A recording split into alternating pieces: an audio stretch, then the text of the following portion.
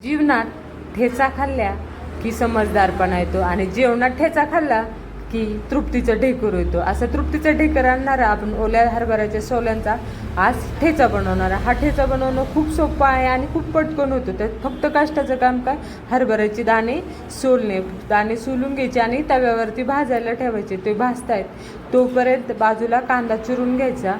ते भाजून झाल्यानंतर कांदा लाल होण्यासाठी ठेवायचा.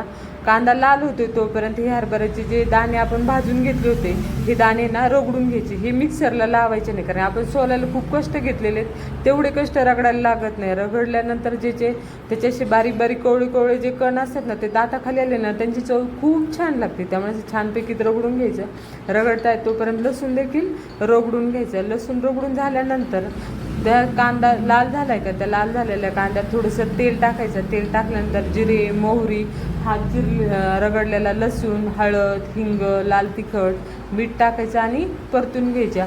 अशा ह्या पारंपरिक डिश ना कोणत्या हॉटेलमध्ये भेटत नाही आणि ह्या पारंपरिक डिशची ओळख ना आपण आपल्या मुलांना नक्की करून दिली पाहिजे. त्यानंतर आपण जो पाट्यावर रगडलेला होता ना तो सोल्यांचा ठेचा, तो ह्याच्यात ॲड करायचा आणि छान मिक्स करून घ्यायचा. हा भाकरीसोबत अप्रतिम लागतो. नक्की करून बघा.